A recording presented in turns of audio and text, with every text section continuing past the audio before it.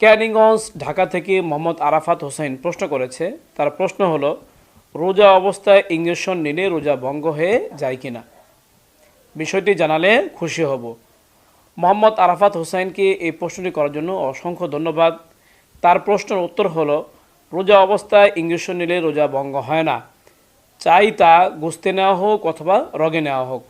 কেননা গোস্ত বা রগ কোনোটি রোজা ভঙ্গ হওয়ার গ্রহণযোগ্য রাস্তা বা ছিদ্র নয়।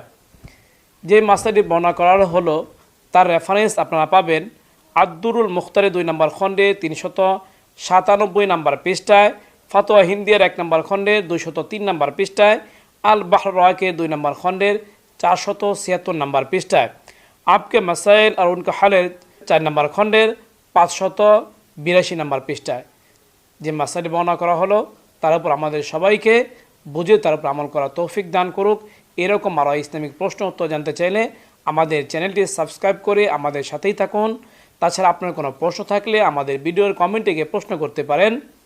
এর পাশাপাশি আমাদের একটি FQA ফিকহি প্রশ্ন উত্তর নামে ফেসবুক পেজ রয়েছে। সেই ফেসবুক পেজের কমেন্টে গিয়ে প্রশ্ন করতে পারেন। আপনাদের প্রশ্নের উত্তর যথাযথ সময় দেওয়ার চেষ্টা করব। আমা তাওফিক ইল্লা বিল্লাহ।